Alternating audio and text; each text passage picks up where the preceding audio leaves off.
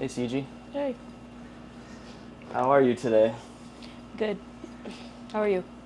I'm good. This is a video we've been talking about for a while now, a few weeks, and one that I'm very excited to do. It's been about 7 months since the last update. Yeah. What's been going on with you since then? A lot. There's one thing that maybe is more obvious, maybe like a physical change. Yeah. We should Yeah. maybe mention that first. I'm having a baby. I'm having a girl with my fiance Jonathan, and she's gonna be here in a month and a half. That is very exciting. Yeah. Congratulations to you guys. Thank you. How do you feel about that? I mean, I know that you're excited as well, but it's a very, emotional thing. Yeah. One of the biggest things coming to my head is I was always very off and on about whether I wanted kids or not. I've had 3 miscarriages, so this is my 4th pregnancy. She's very healthy, so I guess during the times especially the first time when I had my miscarriage, I really wanted another baby, and then my second pregnancy, the due date was supposed to be on Halloween. And then after the miscarriage, I wasn't really thinking about it because it was a blighted ovum, which means the embryo didn't develop into a fetus. So it wasn't there wasn't any heartbeat or anything. So that was kind of a relief. But then come Halloween, when on the day of Halloween that year, I suddenly had this urge where it's I needed to have a baby, went baby crazy that day. And then I realized that was the day that I was supposed to give birth. So it was my body is responding to something, obviously something major. So it's just crazy how our bodies just naturally respond to things. Well, I would say that's probably pretty exclusive to a woman, that Yeah. connection between you and the child that was in you, it's Yeah. the fact that you had that occurred to you, Yeah. that's pretty incredible. Yeah, and it was and it wasn't I was telling myself throughout the year, oh, I was gonna have a baby on this day. It's I just put it behind me. It was the due date that I just put behind me and shut it out and forgot, and that until that day came. But so there were moments like that where it's I wanted a baby, and then just wanted to do me, do things I was doing, and that I always wanted, I always believed that the greatest thing a woman could do, one of the greatest things that a woman can do, which is something that a man can't do, just give birth. And me being a woman, I would have loved to experience that. And I didn't think I would ever experience it, because I didn't think I would ever, for one, always wanted to adopt, but I didn't think I'd ever be stable enough to adopt. And when it came to relationships, I didn't think I would ever be in a healthy relationship, or a relationship that was consistent. You never thought you'd be in a relationship like that? By the time beginning of my 30s, I'm 35. I started telling myself that it was it for me, and also just because of a lot of things that was going on, that I just felt I didn't have anything to bring to the table, because I was on drugs and just had a lot of mental health problems getting in the way. But I would always tell myself, don't really meet that person unless it's you've met them when you were younger, and or if it's like your high school sweetheart, because I guess people in Miami are pretty judgy. It's like, you know. In terms of what, like the way that someone, Like supposed to be and like look, like the money they have. for sure. I think really I was just like putting myself down a lot, 'cause things were pretty hard back then. But so now it's just like something is happening in my life that I didn't think was gonna happen. Like I was just so sure that was like I was never gonna be a mother, that I wasn't gonna have a family, and I have that now. It's pretty incredible, like the timing of it all too. I mean, when did you find out? This was very early on in your sobriety, right? Yeah, I have pretty good radar for babies. Like I catch it right away. Like I'm very, very in tune with my body. So I caught it like within like the first week. But the timing's pretty special too, because when it happened, you weren't really planning on it. No. But the way that I kind of look at it, and tell me if you agree, but I've kind of been seeing this pregnancy kind of like as a rock for you, like something to keep you going forward in your sobriety. Yeah. One of the things. Yeah. Would you agree with that? Yeah, exactly. Like, maybe it's something that's gonna help stabilize me and more so grow. Maybe that's just like, this is something that I always needed, like this kind of responsibility.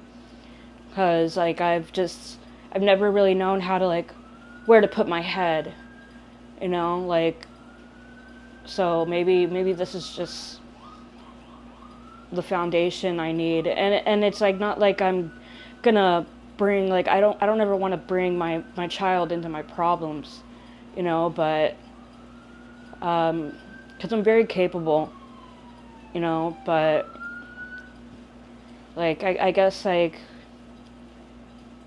I'm very capable with like when like there's something in my life that grabs me, I can really hold on to it.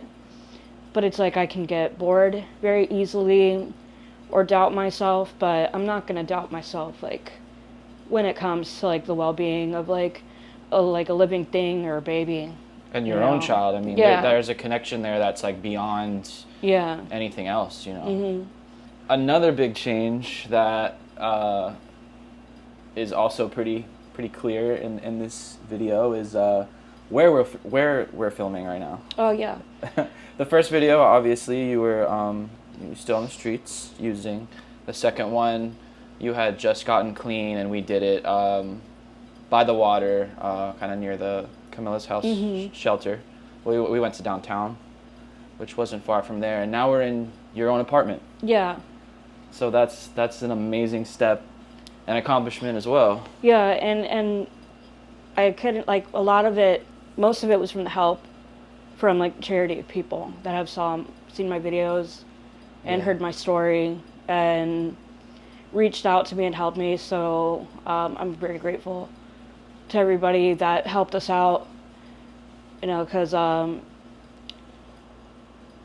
mean, like I said, I'm capable, but this, like, from the help of people, I've been given the opportunity to not have my baby in a shelter away from her dad.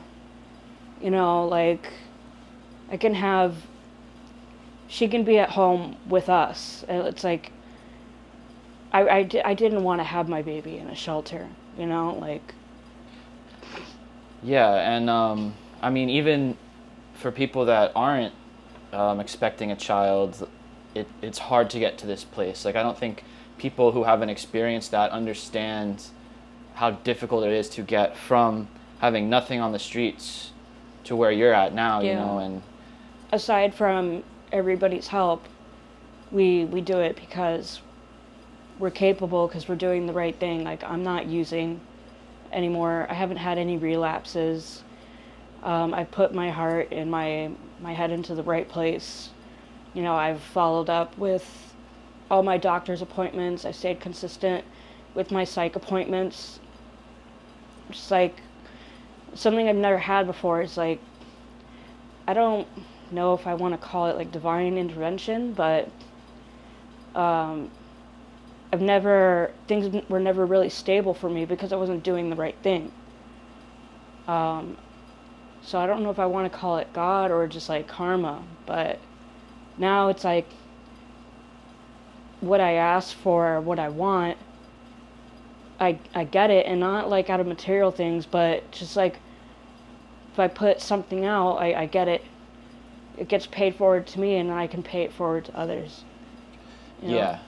Yeah, you're certainly putting in the work, you and Jonathan both, and the financial donations have helped, but that wouldn't have done much if you weren't putting in the work. Which yeah, because I could have put those in the wrong places. Right. Exactly. So it all comes down to you at the end of the day, and yeah, you're doing a phenomenal job, and I would love to talk more about your sobriety journey, and I'm sure we can discuss some things to help other people who are newly sober, or maybe they've been sober but going through a hard time. But so I'm gonna, I'd love to talk about some of that stuff. Okay. So I'm just gonna start from the beginning here. When you look back at the last video, like when you think of that day, what comes to mind first about what your life was like then and now? I think, speaking of the second one, it's kind of an awkward phase for me, because it's like, it was only like a month sober, and I was just in a transitioning phase. Like, I'm normally like a very calm person, but in that video, I was kind of like, just very hyper, which isn't anything wrong with that, but it's just like, it was kind of like my brain was just still like in detox mode, like, some people say, like, when you came into treatment, it's like, you were kind of like all over the place. You're really like loud, not in a bad way, but just like couldn't sit down for a moment, couldn't like,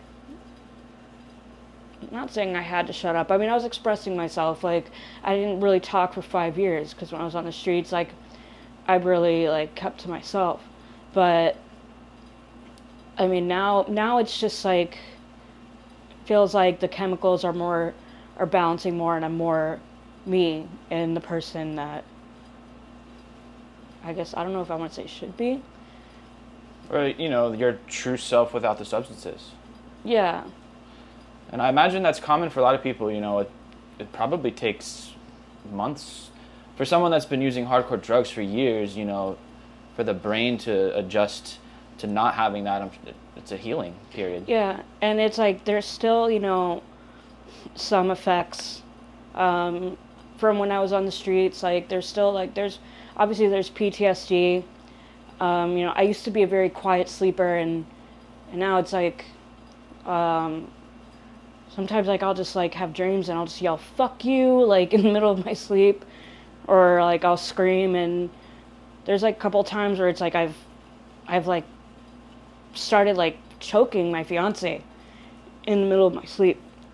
It's a couple times, and it's just, like... Because in your dream, you were, like, defending yourself? I don't even know.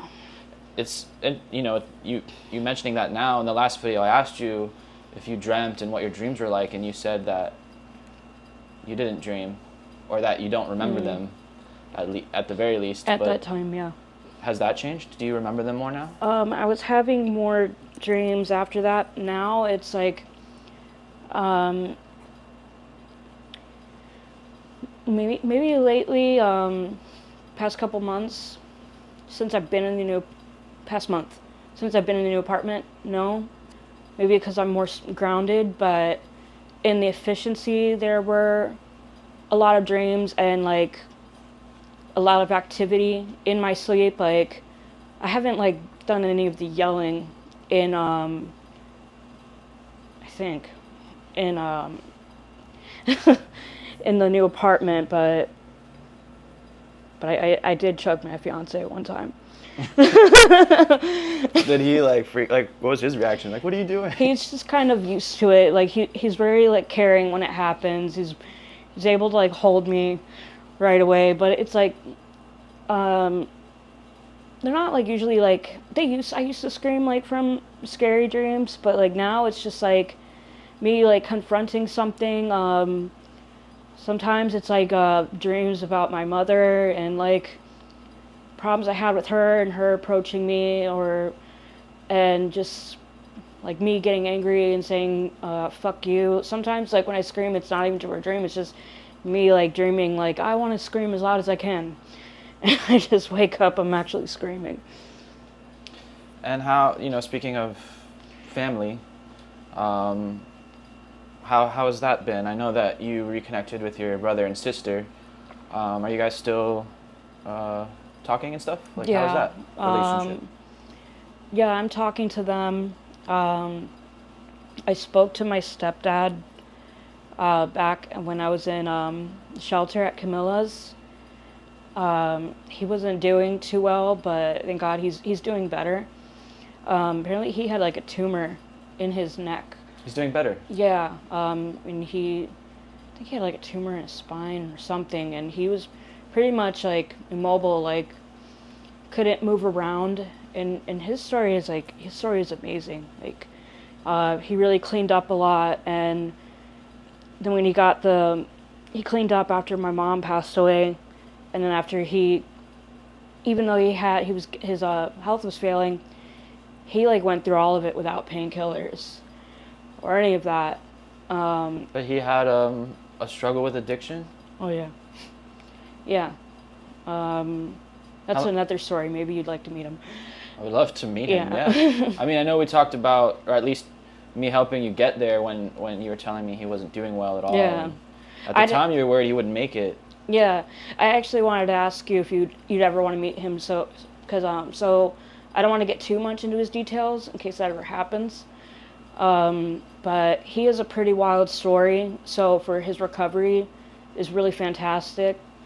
And the fact that, like the pains he's going through from his, like the decline in his health, and the fact that he has done it all sober is amazing. But he got surgery for that, and he's doing better. He's able to move around a little more. He's can't use his hands as much. Like, they're still kind of like weird, but which is kind of tough for him because he's a musician. Yeah, he's a badass guitar player. But anyway, But that makes, if that's one of his like passions, that makes life harder, not being able to play. Yeah. So but I commend him for, yeah, sticking through all that and not relapsing. yeah, I would love to meet him. yeah. So I'm happy that he's doing better for him, and just because like he's the only my stepdad is my dad, and I want my daughter to have a grandparent, and that'll be amazing for them to meet. And my brother, I love my brother a lot. He just got married. I talk to him as much as I can, but he's really busy. And my sister, I keep in touch with her quite often, and she's like amazing in this whole journey with my pregnancy. She shows that she's very protective. Like, I know that my child and my brothers and my brother and my sister, all of them are going to be really close. I remember when your sister reached out to me. Mm-hmm. I'm sure you remember that too. Yeah. But it might be a funny story to mention in the video. Go ahead. But yeah, after you and I had met a few times before we actually filmed. But when we filmed that first video, we became closer over time. I would try to, we'd connect out there, spend some time, whatever, hang out. But, your sister had seen the video. And as you and I were becoming closer, she reached out to me wanting to connect with you. I guess you guys hadn't spoken in a long time. Yeah. So I was like, great, yeah, I'd love to meet and like, get these things you want to give to Sije and this and that. And it didn't occur to me that maybe you wouldn't be comfortable with that, but I just would have liked that you got my permission Right. first. And I totally see that, and it was a learning experience for me too, because yeah, I'm just a guy like trying to navigate this passion of mine, but from other people I've met on the streets, I've connected with their families, and it's always been like a fine. So it never occurred to me that it wouldn't be for someone. But then I just remember how upset you were. Like, Yeah. and I was like, oh shit, I can see now that, yeah, maybe someone wouldn't want me to talk to their family. Yeah. Even though the intentions were good with everyone, but it was really eye-opening for me. Yeah, because I guess, like, there's, and, like, while you were talking, I was, like, trying to remember this word. There's confidentiality, even though there are no contracts being signed, but I guess confidentiality comes from respect. So, regardless of where I was, it's like boundaries have to be respected. Like, I would have been fine with it. Just communicate with me. Yeah, for sure. And I totally, I learned from that. Mm-hmm. It's happened since then with other people, and I'll communicate back with that family member or person that's trying to connect with them. But I always like find the person first, and I'm like, hey, this person reached out to me. How would you like to move forward with that? Yeah, especially when you're on the streets in that situation. Like, there's reasons you're in that situation. There's a past, so it's like it can bring up a lot. For sure. Yeah. But I bring it up now because, obviously that's in the past, and you guys have reconnected and it's all good now. But it was just like a part of the journey that I wanted to put out there. Yeah. Another thing that I don't think we ever addressed since the first video, but it's coming to mind now that we're on this topic of family, but in the first video, you mentioned that you had asked your brother for help, and he didn't come through for you, so to speak. And I can cut this part out if you want. Yeah. But there were some comments about it, like, basically saying like, how could her brother not want to help? I don't know if that's something you would want to clear up now, or just let it lie, but is there a greater perspective you would like to add to that or explain? I think I'll answer that, and then maybe we can see how my brother feels about that, about this part. So there's a couple parts to it. Like, for me, like, how I felt was, my brother is also, like, in recovery with his drinking. And one thing, like, with his drinking that bothered me was communication. When you drink, it's like things can be taken the wrong way. So I think it's like, he would maybe just be drunk and not understand what was going on. And I think it was just a lot of misinterpretation. And I didn't continue to push it because I just kind of like know how it is, like being a drinker myself, that it's like, it's just like, it's like, that's more of like a sober discussion that I approached him with. And so it's like, and it's also like, that also goes towards like what he's going through at the time. Like, maybe like with his drinking, like having me being an addict, maybe his environment wasn't the best thing for me, and then he also was dealing with his own thing, Yeah, I imagined there was probably some more layers to the story, and I didn't want him to just, be thrown under the bus, so to speak, from people who took it that way. So I wanted to bring the opportunity to shed some light on that. Yeah. My brother is my best friend. Like, he's 13 months older than me. He's never not been there for me. Like, he would never not want to be there for me. I mean, I still like have like I still hear some voices, and it usually happens when I'm stressed out, and the air conditioner comes on, but when I was on the streets and I would hear all that stuff, they would always say my street name, Sije.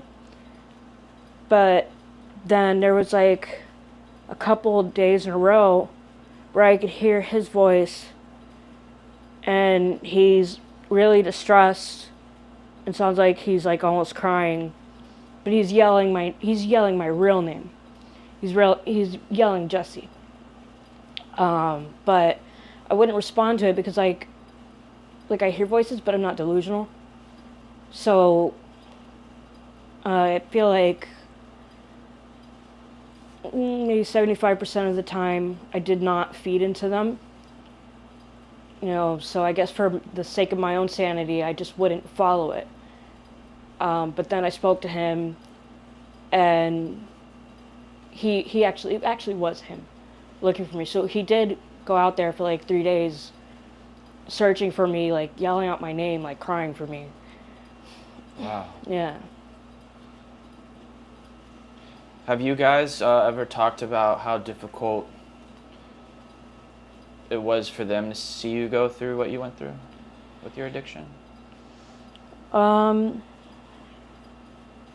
don't think we got to that point because I think we just wanted to celebrate how happy we were that we're with each other again. But I mean, I'm sure they didn't want, they figured that I was like in a healing stage and they didn't want to trigger anything at the time. But I mean, I'm sure the conversation will come. Yeah. Mm-hmm. And it's known, I'm sure, Mm-hmm. So they're going through their own stuff too. It's like, it's not just them acknowledging what I went through, but I gotta acknowledge like what people were going through in their lives, knowing like what I was going through, like, and their own lives, like. So it wasn't just all about me. Like, right, yeah. While it's like I'm hurting myself, I was hurting my family. When you think about, you mentioned the time when you were hearing your brother's voice out there. When you think about your headspace when you were out there using, and maybe how you thought about the world around you, or maybe your emotions, or just how you interpreted things, like how has it changed from then until now? Is it a big difference? What do you mean? Like in terms of I don't know, is the way that you interpret your world, your life, the things that happen, your reactions to things, how you take something someone said, like in a moment, like what are some big differences between who you were on the streets and who you are now? I'm definitely different.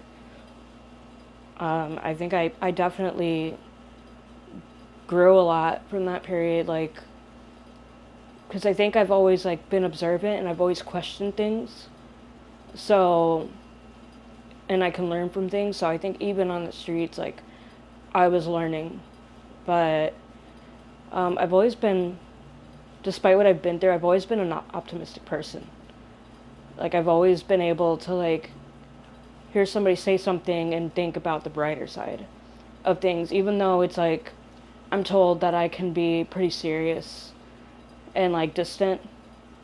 I think I'm definitely more withdrawn. I'm not as like outspoken about myself. Like, I think in my first video, I kept it pretty like PG-13. Like, a lot of people saw my video and I guess were moved by it, but I really feel like nobody saw me, like who I was, because like when I look at it, I can see in every moment how I just censored so much stuff,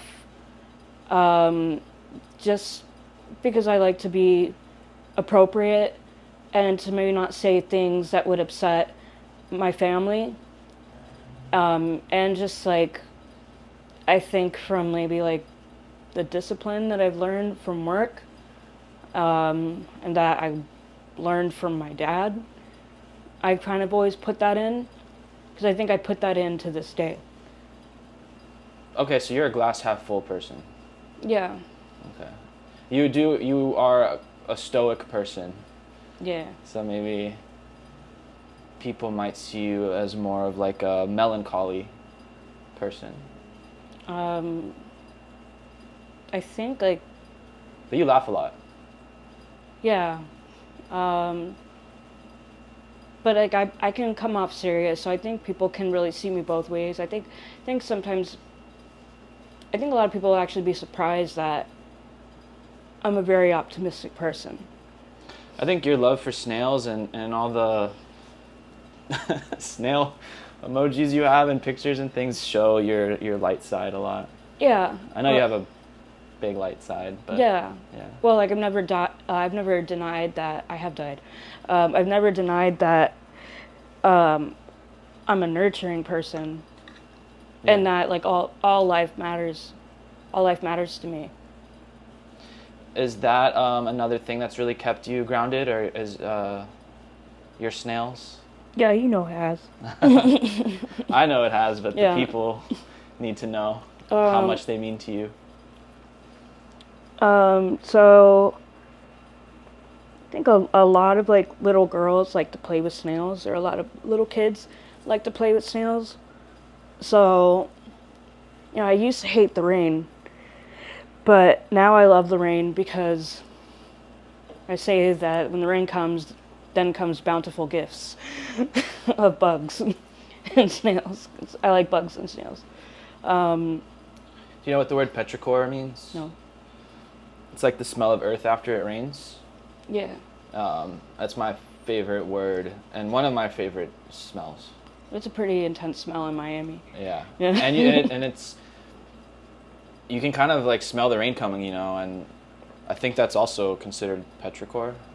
Okay. Someone might correct me on that, but I in my mind it's like all, you know, that scent of earth and rain. I love it so much, and I love that word, and I love the rain. Yeah. So continue. I digress.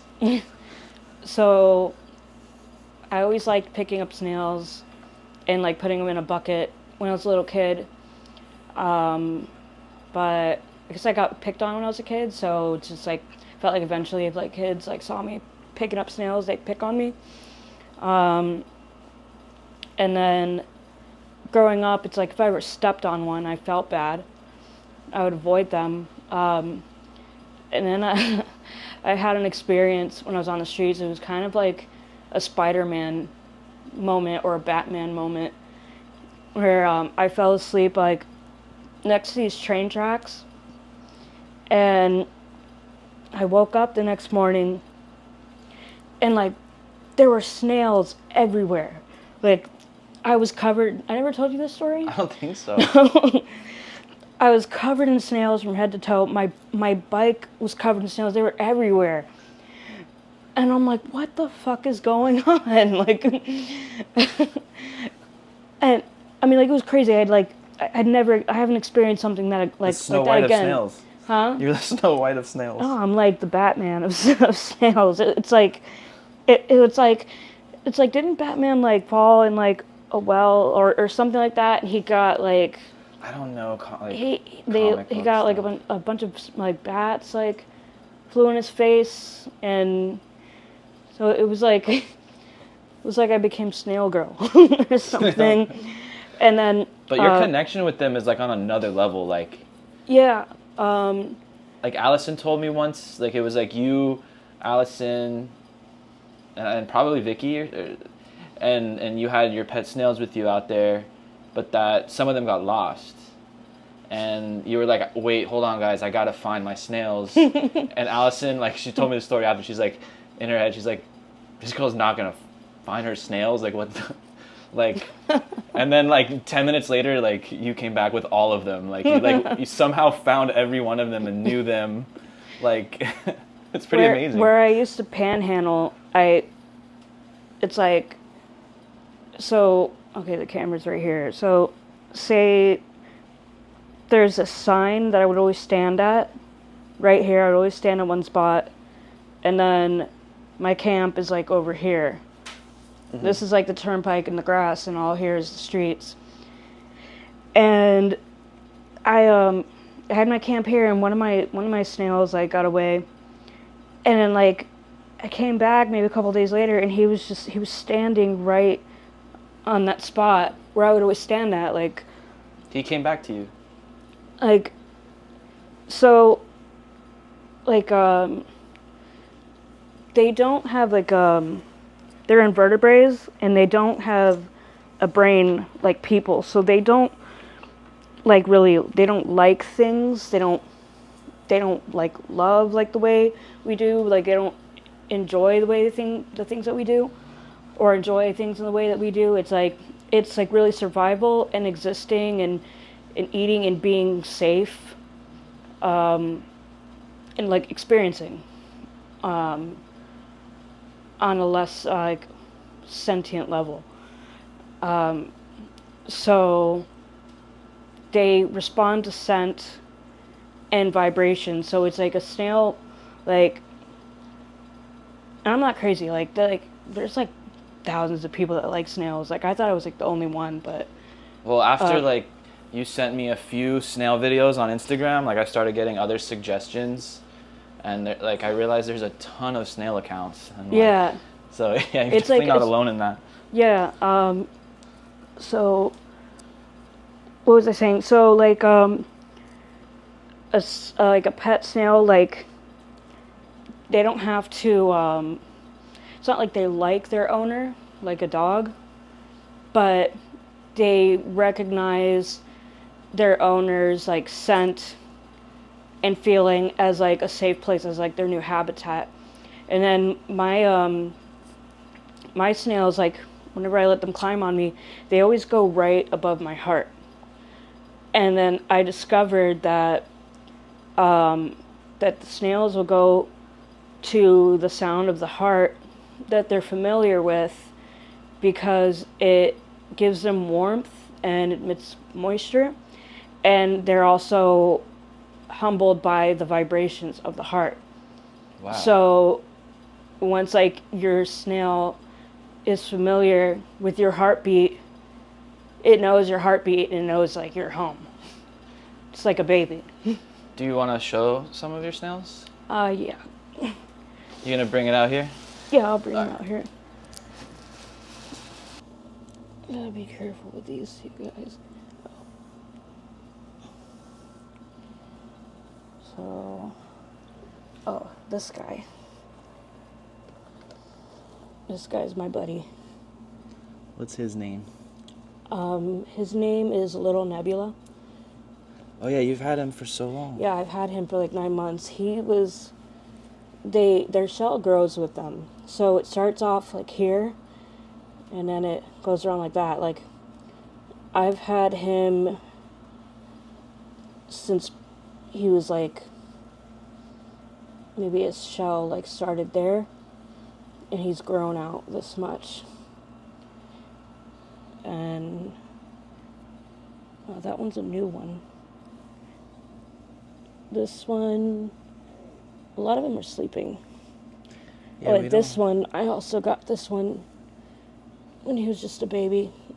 Like, they were about the size of this. Oh, I'm sorry. He doesn't want to be seen, but he's going to have to be seen. They were like his size. Wow. And all of these babies, except for a couple of them, have been birthed in my incubator. Yeah, a lot of them are sleeping. They've been partying hard for a couple of days. Is this him? No. That's Melon. Would you say that having these snails and caring for them brings you a lot of peace? Yeah. It makes me feel really grounded, because I can place my mind somewhere, and there's always something to do with them. And like I said, I get bored easily. It's just like the one thing in my life that I've discovered that is very consistent and like keeps me busy and doesn't make me feel bored. And it's like it's so therapeutic for me. This is their incubator. There's a lot of little tiny ones. I don't know if you can see them. There's one right there. Well, that's an egg, right? Yeah, he's about to hatch. You see all these guys on the side? See them, all of them on the side? Yeah, they're so tiny. And I'll show the nursery. I've learned a lot about their nutrition. So it's like I have like some baby snails in there that have been alive for like 6 months. And they're about like a little bigger than these guys, because I've only recently like learned about their nutrition. So that one, like this one is maybe like a week old or two. And this guy is probably 2 months or 1 month. How do their shells grow? It grows with them. But it's through calcium? Yeah. The calcium they eat? Calcium. I give them sweet potatoes. I give them kale, arugula. What's this guy doing? So this one. So yeah, I have this guy in here because he's having some shell problems, so I wanted to heal in here. But yeah, so this guy is like probably like 6 months. And this guy is like 2 months. And that's because when I first got him, the proper nutrition and calcium attributes to a lot of their growth. Look at him coming out. It's like, I'm upside down. Help me. So that's definitely one of your passions. Yeah. Do you have any other passions right now? I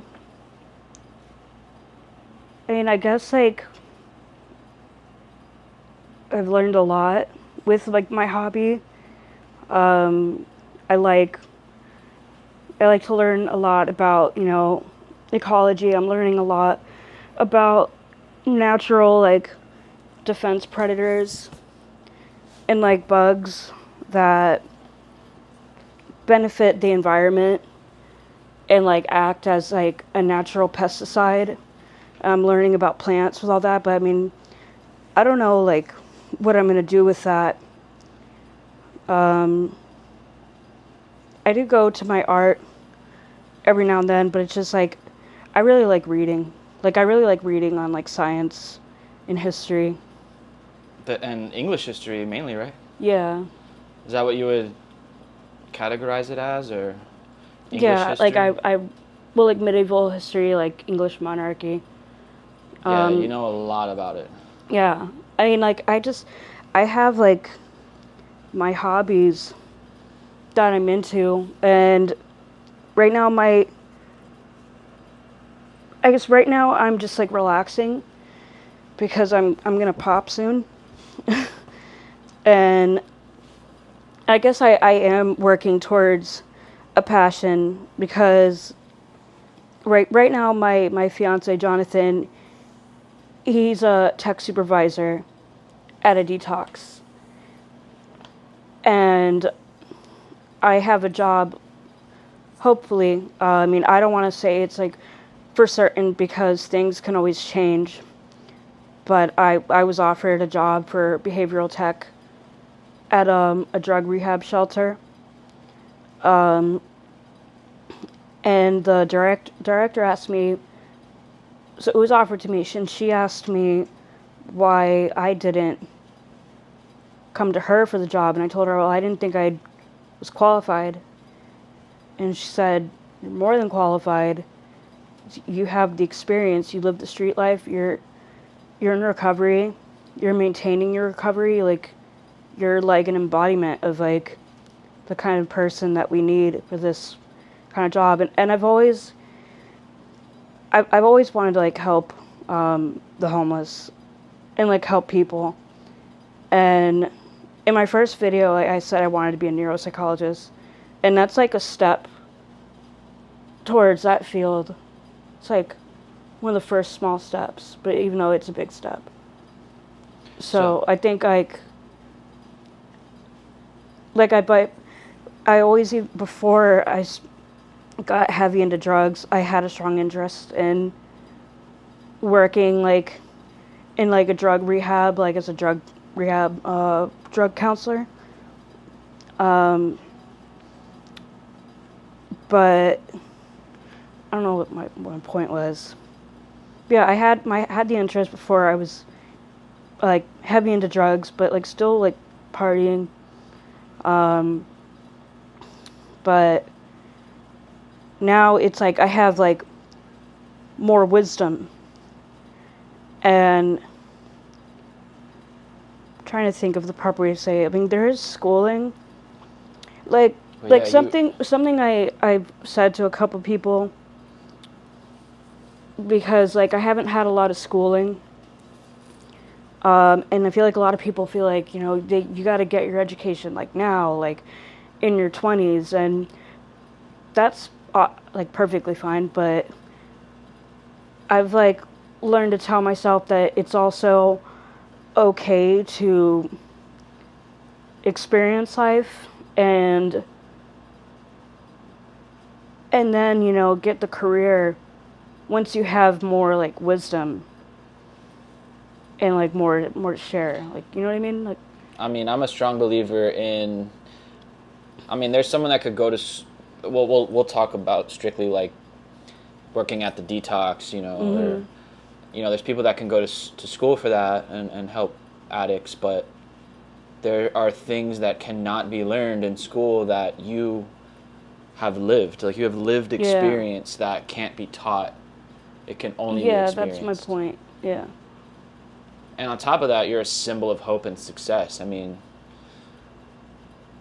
you're one of the most severe addicts I've ever seen, you know. Yeah. And that's just, you know, what it is, and you overcame that.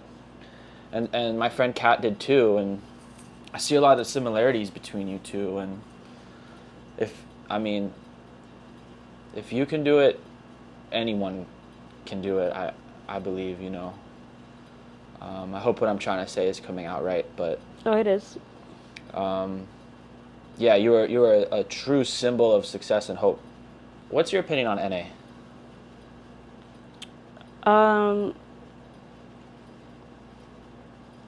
I don't see anything wrong with it. I mean, I think like everybody recovers in their own way. Like, I think it definitely helped me, but so it's very helpful. I liked it a lot in the beginning.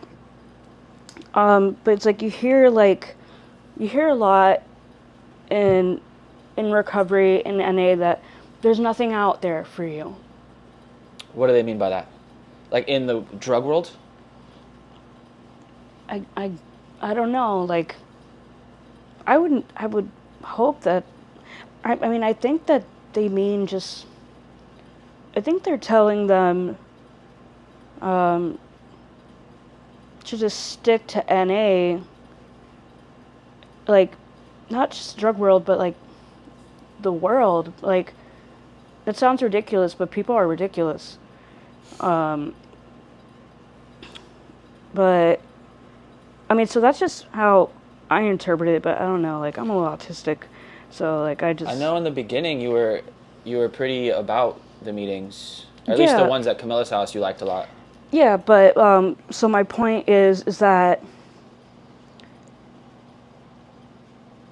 like, yeah, if it works for you, but I mean, I think there's ways to, and this isn't me like shunning NA or saying anything bad about it, but there, like, you don't need to subject yourself to one thing. It's not the only avenue of Yeah, success in sobriety. exactly. But I mean, it definitely does help, but it's like, I guess some people just become complacent with some things. Because I guess when, like, so I kind of interpret what when people say there's nothing out there for you is because of the people that are saying it. Like, some of these people are just saying, like, maybe they're not understanding it, or maybe there really isn't, like, a specific point to it, but they always seem like they're just, like, afraid to go outside in the world. And like, just, like, stick to that one meeting and stay at home and go to work and not do anything. But I feel like that's just like another prison, like another mental prison, just like how drugs are. But I mean, I guess I feel like maybe that just works for some people, but I just think, like, maybe they don't. I just think people like that just don't have so much faith in themselves. If it works, it works, you know. Yeah. But I know some diehard NA people where it's like, this is the only way. Yeah. And they'll think, like, if you take subs or like methadone, you're not considered clean, you know. Like, what's your opinion on that?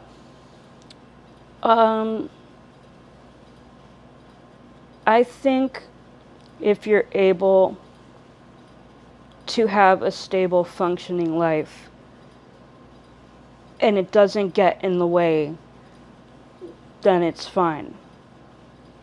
You know? I agree.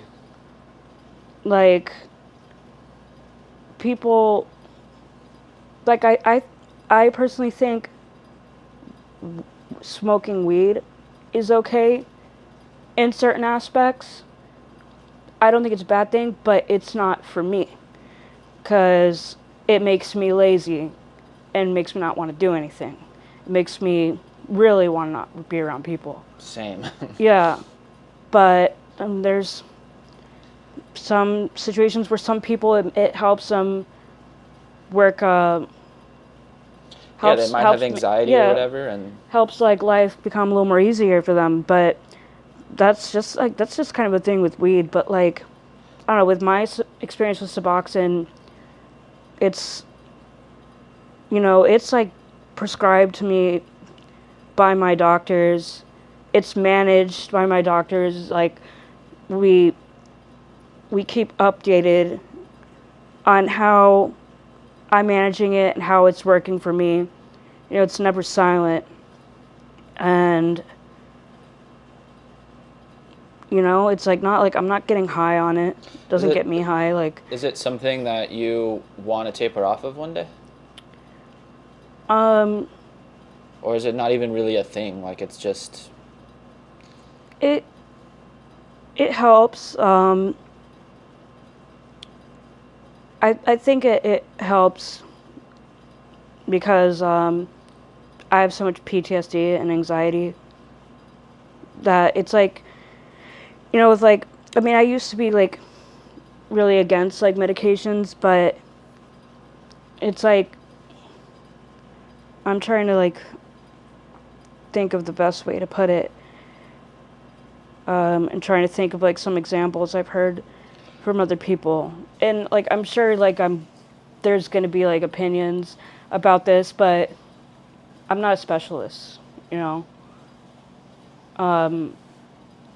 I'm just a patient in regards to medication. But it's, I guess maybe, I think I heard this analogy from someone. So it's like, if, like, a car isn't running properly, are you going to give it an oil change? Like, are you going to give it better parts? You know what I mean? Like, some medications work and some don't. But it's like, it's like we were talking about with my dreams and how my sleep has changed. You know, like drugs like make a huge impact on the chemistry of your mind, and sometimes it's not the same again. And there obviously has to be like proper management with these things. Like, so I take my medication, I take gabapentin, and it helps me with the pains in my body, because I've always had pains in my body, like nerve damage and all that stuff. I take antidepressants because I've always been depressed, but it doesn't make me feel like I'm not myself. You know, like, it just makes me feel, you know, better. I mean, I'm trying to explain it the best I can. But like, I don't know, like, doctors make mistakes. Everybody makes mistakes. Like, I guess it's like, you know, it's all just like, we're all just like trying things. Like, it's just like research, you know. I don't know if I really explained that the best way. I think you said a lot of things that explain it well. Mm-hmm. But I would say, like, the main thing, which was one of the first things you said, is if it helps someone to be a better version of themselves and it's not bringing them down in any way. Yeah. Which, you know, drugs can do. But if it's allowing them to live a functioning, happy life, yeah, then why not? You know. Yeah, like, I would say ideally, someone wouldn't have to. Yeah. But sometimes, someone does. Yeah. Simply put, like, I agree with that. Have there been permanent changes in you from your years of drug use?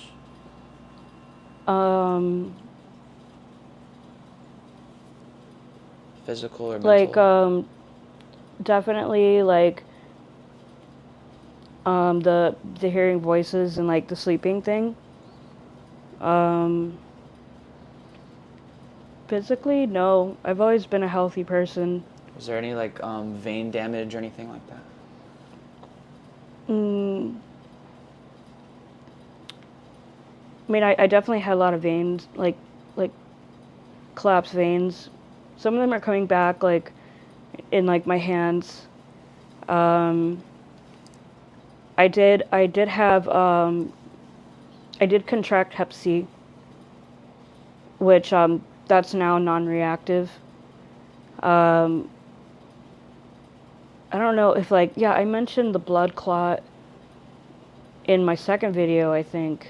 But I think I mentioned in that video that it went away, so that cleared up. Like, I've always said my spirit animal is like a wolf, because I'm loyal and I'm a loner, but it's like my body heals like a dog. And I've always said that's like something that's always given me hope, and that I think kept me going on the streets, is because, like, I'm so healthy. And you howl at the moon. Mm-hmm. When I was on the streets, I used to get on a hill and bark like a chicken. Wait, what? What do you mean? I'd get really bored. And you? No, I would make rooster sounds. Why a rooster? Because they're louder than chickens. I think. And mentally, I guess you were saying the dreams, how the drugs have affected your dreams, and you've mentioned PTSD a few times. When you say PTSD, are you talking about things from, you know, early on in life, or from the streets? All of it. I've always had PTSD. Have you? Would you say you've healed from any of it, or are you healing? Do you feel? No, like, I have like I haven't been in therapy like since I left rehab, which I need to get into for sure. I feel like I've just been like, keeping myself safe by being off the streets and being consistent in my recovery and going to my doctor's appointments. And but yeah, that's something I need to like really get back into. Is there a category you can give of like what you'd say affects you the most from your experiences? Would you say it was a certain type of danger that was on the streets? Is there like a maybe something that's affects you more than others from your past? I think, well, I don't know about others, but I mean, at the top of my head, I don't like, top of my head, one of the first things I can think about is like, I don't like really being left alone outside on the streets. Because if I'm like standing somewhere, like if my fiance and I like go to like the store, always have to go with him. I don't like to stand outside and wait by myself, because then I feel like some people are gonna think that I'm like a hooker and are gonna harass me. Because I always hated that harassment. So yeah, so I don't like being like alone outside a lot of the times. So like I get over that. Do you feel when you go to these places, whether it's shopping or to a movie theater, whatever it might be, a restaurant, do you feel when you're maybe looking around the other people in the building, that do you feel very different from them? Yeah, but if I'm with Jonathan, I feel okay. But yeah, one major thing is like we haven't like really gone out to like eat anywhere, because I feel like I don't belong in that setting. And that's not something you felt before? No. And what would you say it is? Is it because of everything you've experienced, you just feel that there's like such a separation, like those people? Yeah, because of when I was homeless. Right. So like sometimes like I tell myself that I'm not that. That's not my setting. Like. Do you feel or that not like maybe it's like a less deserving thing, I guess. I don't know. Would you say that's your immediate reaction, and then do you kind of like come back and realize that you do deserve to be there more than like just as much as anyone else, whoever it may be? I think I'm able to, but I don't push myself to do it, and I guess that's why some people say that NA is like the only thing for me. So maybe I kind of fall into that category a little bit. Well, you mentioned that being a box, and I wouldn't Yeah. recommend boxing yourself into Yeah, because like just that world. I don't want to. Right. But I think and that goes to anyone, like, everyone is equal. Yeah. I know that it's hard. I'm not saying you should just immediately like go out there and believe that and feel that, but I think I just want you to know that. I think once I have my daughter, that will change. And time. Because just healing. But because it's like I don't want her to like, I don't want my life to affect her, I don't want her to like miss out on things like, because like my mom tried to make me like a mirror of her, like. In what way would you say, like what, 'cause she had her mental health problems, And when like I was born, she saw so much of herself that it was like she was like creating me in her image. And I'm not going to do that to my daughter. Like, I understand there's like a cycle of mental health, but we can also break that cycle.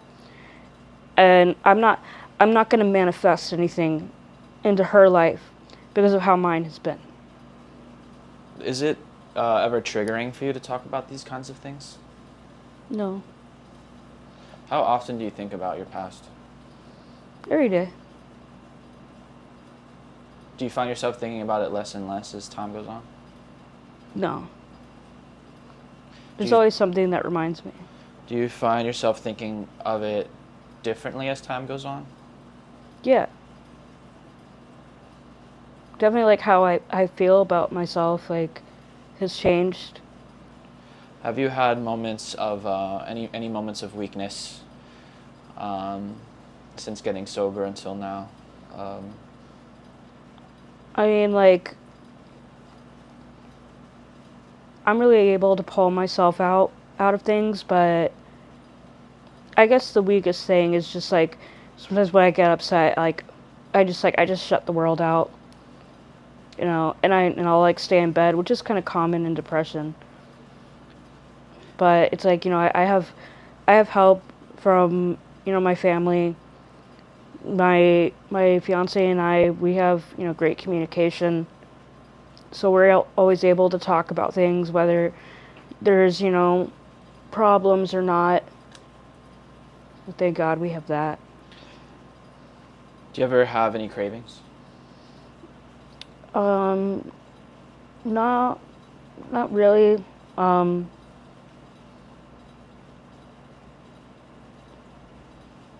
mean, I guess sometimes, I mean, it just depends on how bad the stress is. I don't know how aware I am of like my triggers. Like, sometimes, you know, my fiance and I might be watching a movie and there might be drug use, and he'll say, "Oh, I'm sorry if this bothers you," and it's not like the drug use. It's really like when there's scenes of like somebody getting dope sick is what triggers me the most. The dope sick part triggers Yeah. you the most. So if you were to see someone like injecting versus someone starting to feel dope sick, That triggers me more. the dope sick part. Yeah. Why? Because I understand the desperation, the severe desperation at that point. That's something that I ask these days almost everyone that I interview out there. Like, can you explain like the feeling of dope sickness, you know? And I really wasn't intending on going there in this video, but you're a lot more clear-headed than and in a different place now than some of the people that I've been interviewing and asking that question to. So I'm curious to know if you're able to explain that, like from your perspective now, like What dope sickness feels like. Yeah, what about it is so, it's like when I think about it, I'm like, I wonder if it's like being underwater and starting to run out of oxygen, and then your body's going to do anything it can to be able to get a breath of air. Like, would you say it's on that level of needing to get well? I think for me and a lot of people agree that the biggest part of it isn't so much the beginning, but it's when you can't walk. Because everyone gets to a point where their body has shut down so much that they cannot walk, and then they're stuck there, and there's nothing they can do. They can't, like, they're like pissing themselves or shitting themselves. I haven't got to that point. They're vomiting. They just like can't move, and it's just getting worse and worse. But is the need for the substance, would my example be a good comparison for someone who hasn't ever been dope sick? Like, but we can all kind of think about being underwater and needing to breathe again, like, and that relief of being able to breathe again. Yeah. Would you say it's on that level of like? Yeah, I would say so. I think like no, that the plane crash example isn't the right one. I mean, yeah, I think so, because it's like, I feel like when I was dope sick, I couldn't breathe. And then suddenly when you get like a hit, everything like clears up.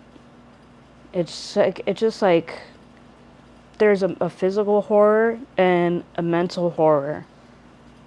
And it's like everything is becoming like darker and darker and more painful and When you desperate. say darker, what do you mean? Like, you start to become more aware of like your situation, or like less numb, Like I kind guess? of like physically, like visually. It's like you don't see the bright side of things, you don't see the colors, like maybe that's an internal thing. Just like impending doom. And then it's like, once you get a hit, it's like that all goes away. It's like major anxiety on top of a really bad flu, on top of like pain and immobilization, and the narrow dislodge is the worst. Just like you're not able to stay still, and then it's like you can't sleep, so you're up for days, you have no rest, and then the lack of rest makes it even worse. So I guess, yeah, it's like you're kind of just like gasping for air, because it's like sometimes when you're sick, it's like you can just sleep it off, but this, it's like your body is breaking down, and when you don't sleep, your body's breaking down even more and putting you in like a serious like traumatic headspace, because I'm sure even there's been people who haven't experienced that, but have experienced what it's like to have sleep deprivation, like. But imagine it's like, imagine having restless leg syndrome, pain all over the body, the flu, a major anxiety attack, a stomach virus, Depression. depression, and insomnia, like all at the same time. And not being able to move, not being able to walk, can't even stand up, like. I've heard from two people, Dirty being one of the ones who's told me multiple times that he likes to wait till he starts feeling dope sick and then do his shot.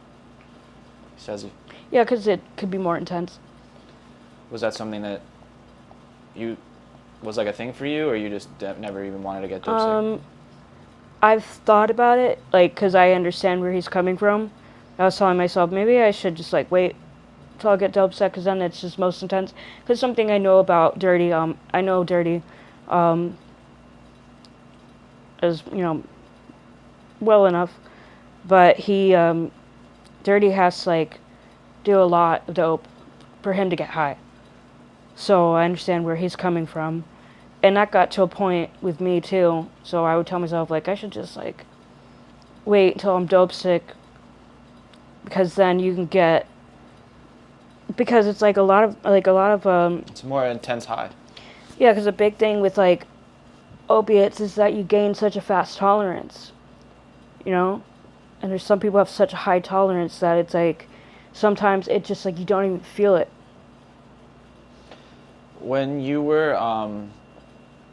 that last week or two before you got clean, and you were in the bando, you were sick, you had the abscess, would you say that was your lowest point in your addiction journey? or had you had even harder times than that? It was all a low point. But there's periods of time where maybe you had like a stable spot to stay in and a consistent, maybe a week you were making more money panhandling and things were a little easier, and then you weren't sick. I think if I'm not in control and if I'm not working for it, and I'm not sober, my money isn't going to the right place, and if I'm not getting it honestly, then like I'm at a low point. Those were your low points out there. Yeah, like. Yeah, but of course being right. Okay, you mentioned the sick part. Because I think I've always been hard on myself, like. Because when I am accomplishing things, I'm pretty proud of myself. Like, I used to be a sushi chef. I used to be a kitchen manager. I used to manage a sushi bar and a hot kitchen at the same time. And I trained other chefs. Even though at that time I was getting high on heroin in the bathroom, but so I mean I guess that was just like the one aspect of it that was bad. So I guess it's just like the lowest point is when I didn't have that control. I didn't have the work. It's like when I panhandled, I felt bad every time. Like every single time that I panhandle and somebody handed me money, I felt awful. You're one of the very few people that never sold themselves, though. Yeah. And that's, that I imagine takes a lot of strength. There's a lot of moments of desperation when you're addicted to such a strong substance. So, yeah. Why do you think you never got to that point? Was it just like a self-respect thing? Was it just like a uncrossable line for you? Because the money's not worth your dignity. Not to say that anyone's less, no. But it's just for you personally, that's just how. Yeah, because it's like you can't. Once that becomes a bad feeling, it's going to be a lot of work to get that back, and it just wasn't worth it to me. Do you ever feel like you've lost time to addiction? Or do you feel like, I imagine your first reaction was like, yes, but like, I look at a lot of these stories and people I meet and you, and it's like, at the same time, do you feel like maybe you had to go through that to be who you were meant to be in this life and do what you were meant to do? I've thought about both. That's a really good question.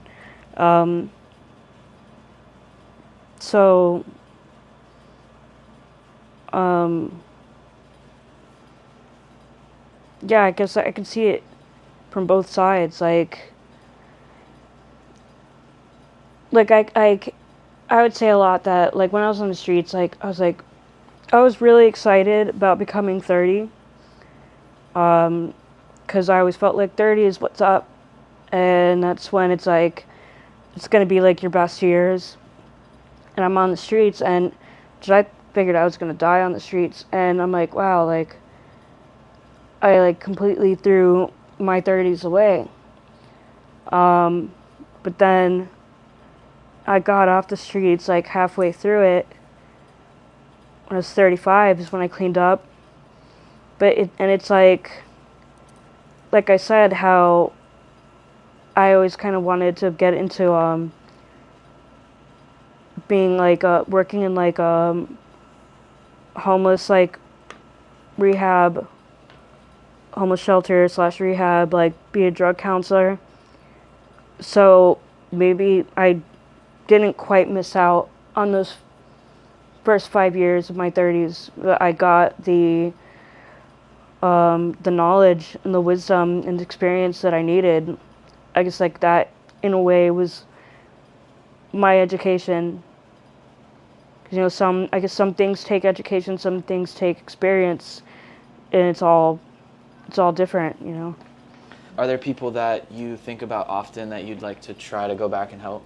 I think about Vicky. I think about OK. I think about those two a lot. because those two are like my sisters.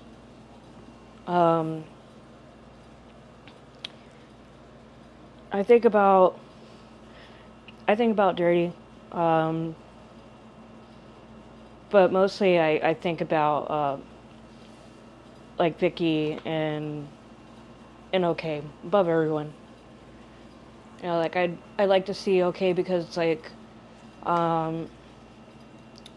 she and I shared a cell together, and we talked a lot.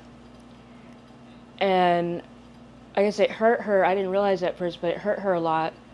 She really wanted me to like get out of this life and do better once I got out, and I didn't. And I guess like I doubted a lot about how she felt about me, because I thought she was mad at me for something else, when really she was trying to make me understand that she was upset with me because it was more like tough love, that she didn't want me to go back to the streets. She wanted me to like get better. And so it's like I'd like to see her again and just like tell her, you know, that during my journey of sobriety, I've thought about her a lot, you know. I think you should. Things that we've talked about.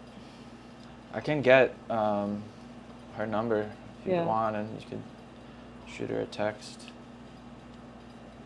Do you feel that it's dangerous or risky for you to reach out to people that are still in active addiction like that?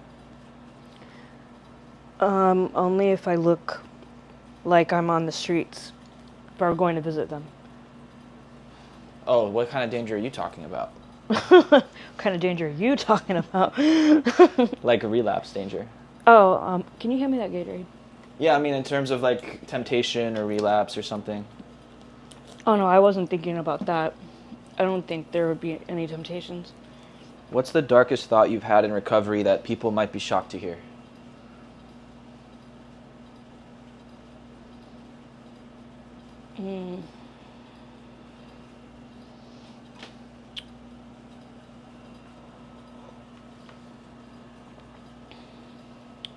Did you have moments of wanting to give up, or any dark, the darkness pulling you back in a way maybe? Like, did you feel that at all ever?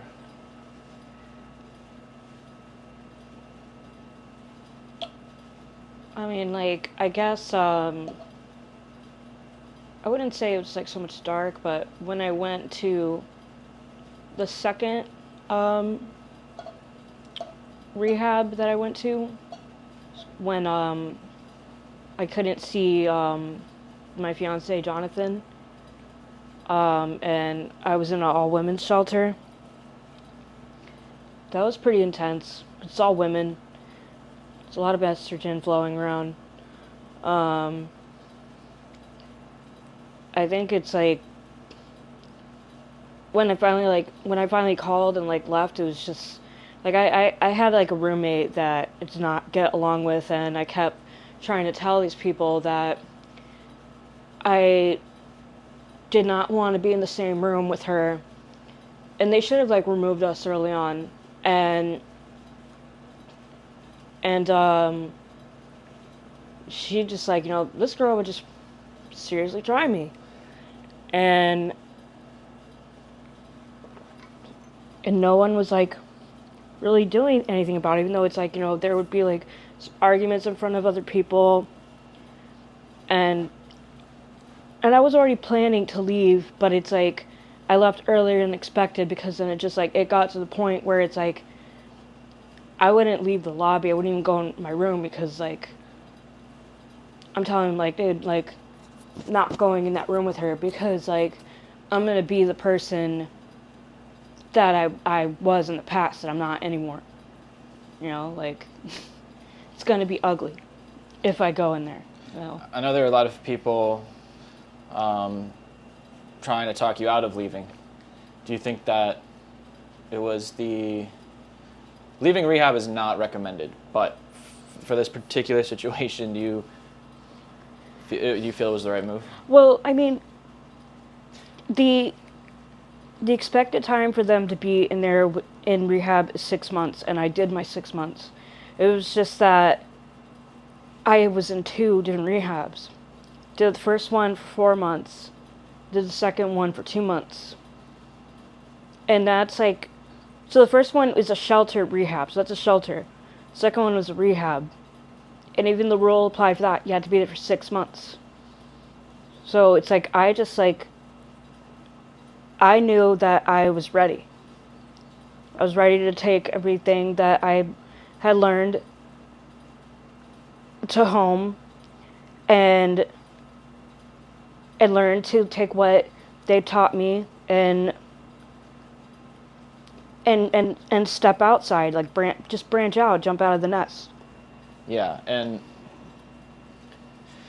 I even tried calling you like a few times just to check in, and like I know that Jonathan called you all the time, obviously your partner, but there was like a few times where I'd call and they'd be like, "You've already talked to her today," and I'm like, "I'm not Jonathan. Like I'm her friend Eric. Like I haven't spoken to her." Like and they're like, "No, this is John." Like they wouldn't believe me and wouldn't like connect me to you. It was very strange.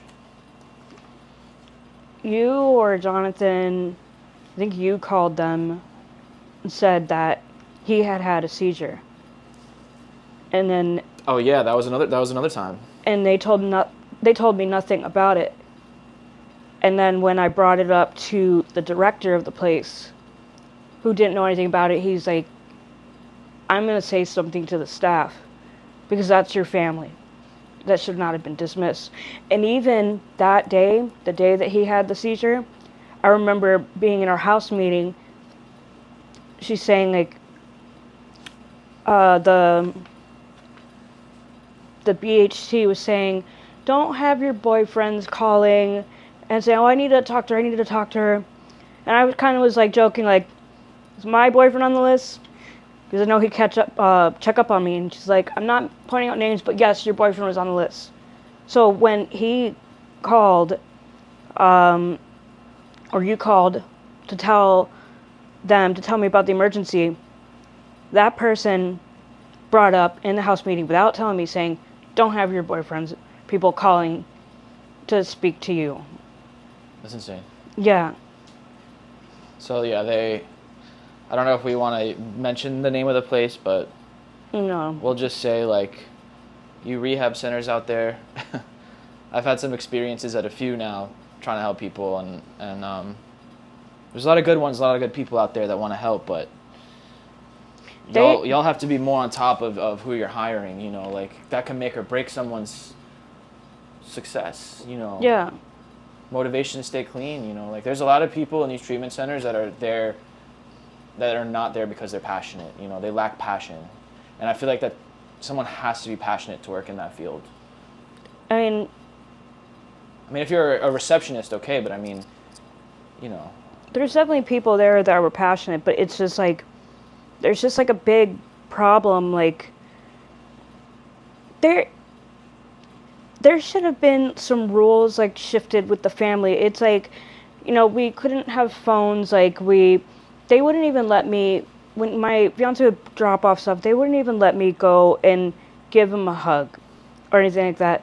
So it's like, I understand maybe like they're trying to like protect them, but it should at least like, they should, you know, be more lenient, like, or stretch, like, get a little softer on the rules as they show progression. Do you think you'll ever feel completely free from addiction, or is it something that's always going to live inside of you in some way?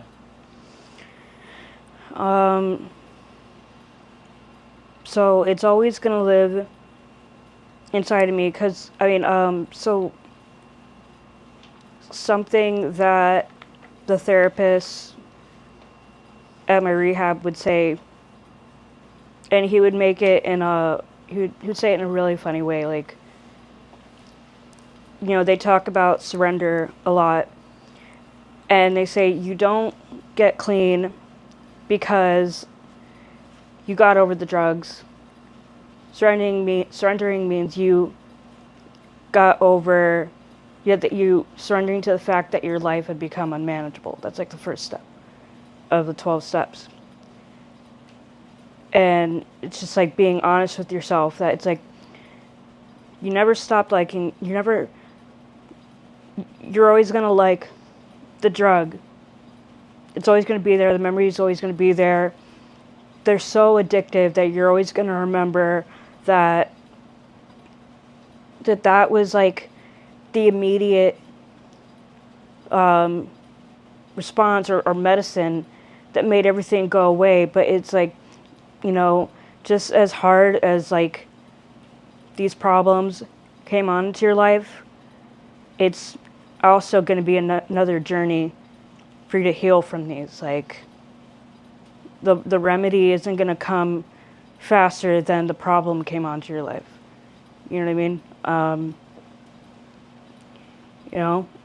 And he, like, as a therapist, he's had 29 years clean, and he would say that, like, you didn't get over the drugs, you got over the life that the drugs put you in. And he would say, I've been 29 years clean.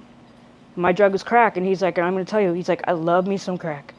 And that's just being honest. For the people that don't know, what were your drugs of choice? I'm an alcoholic. I like fentanyl, and I will speedball with fentanyl, with any upper, preferably Molly or crack. The substance that, like, was, like, the number one thing you wanted, what was it, the opiate or was it the upper? The combination. Always a combo. But, I mean, I guess I would pick the opiate, because I can't do the upper by itself, but I can do the opiate by itself and with the upper. What would you say to some? Oh, sorry. And then, like, also the way I worded it is like, some viewers might think that the way I say it, like when I say I will and I am, doesn't mean that I'm getting high now. It goes back to the last question. You're always going to be an addict. So it's not that it was my drug of choice. It is my drug of choice. Because this is an addiction that I'm always going to have, that I'm going to have to manage for the rest of my life. Does that scare you? A little bit, I guess.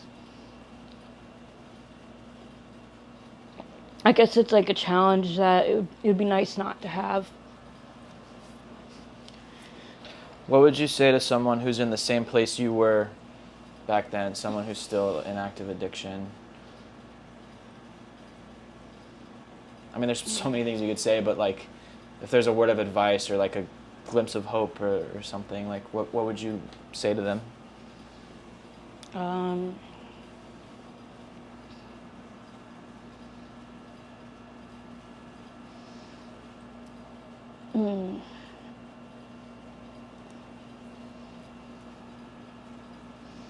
Let me drink some more coffee. And you asked me this question in my second video. Yeah. So I guess, like, that still applies.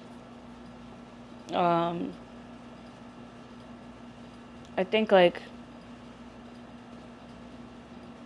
it kind of, like, not putting my words down, but kind of sounds like what Bob Dylan said, like, to that one lady, where I saw it in, like, his new movies, like, your lyrics are like a floral painting in a dental office. So, like, I think it sounded pretty, but it was true. But I think now it's like I see more of the lighter and darker side, because I think at that time I was just you're focusing on the positivity, but now you're focusing on on all the truth, and it's all truth. You're not gonna get clean unless, if you really want it, unless it's like you start being honest with yourself about everything. You're not gonna get clean unless it's like you accept the things that you're doing the problem, and that you're tired of it, and it's not going, you can't like go into rehab and just be like, it's never going to be easy. You can't go into like rehab and just be like, well, I'm gonna, you know, bring a bag in and do this until like I get my meds or something like that, because everyone always tries to bring dope in rehab and they want to feel comfortable until it's like the whole process starts. It's never gonna be easy. It's like if you've suffered all of your life, if you've had childhood trauma and PTSD that has brought you to where you are, then you can suffer like a week through the cold turkey to get your life back. It's worth doing that. Yeah. Do you feel hopeful about your future right now? Yes, I do. I see so much potential, and you have like an incredible support system through the people around you, your partner, friends, Mm-hmm. and the people who watch the videos. And that being said, my last question: is there anything you'd like to share with the people who've been following your journey and rooting for you?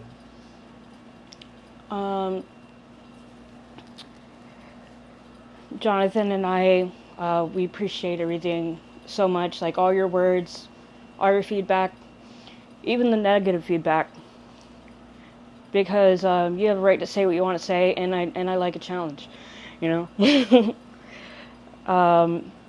For all the donations, thank you so much. It's like you've helped give us a big push. You've helped us become, you know, a family that can be together. The money has gone to great things. It's gone to rent. It's gone to baby stuff. You know. And we're gonna do another Yeah. GoFundMe, which is something I want to end the video on. The last GoFundMe was really successful and helped you guys so much, and we're gonna be doing another one that I'm putting in the description of this video to help with the pregnancy and the birth of your daughter, and you know, to support in that way. So the link will be there for anyone who wants to donate. Do you want to show some of the photos of? Are you gonna bring them over here, or should I follow you? You can follow me.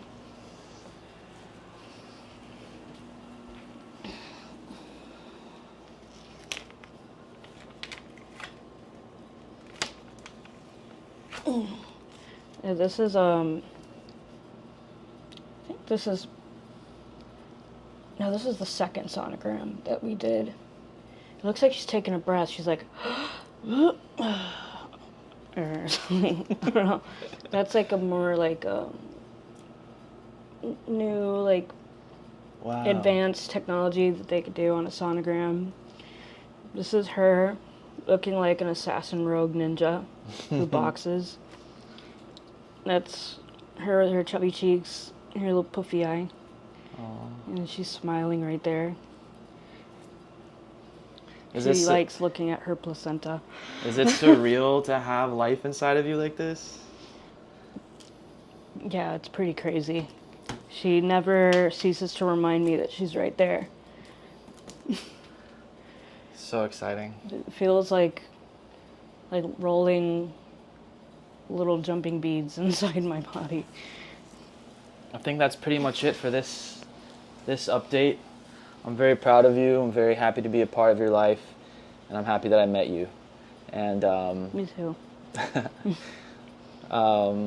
Yeah, we'll be doing another one soon, like we said earlier on in the video, of going to some places from your past and talking about some other stories and things.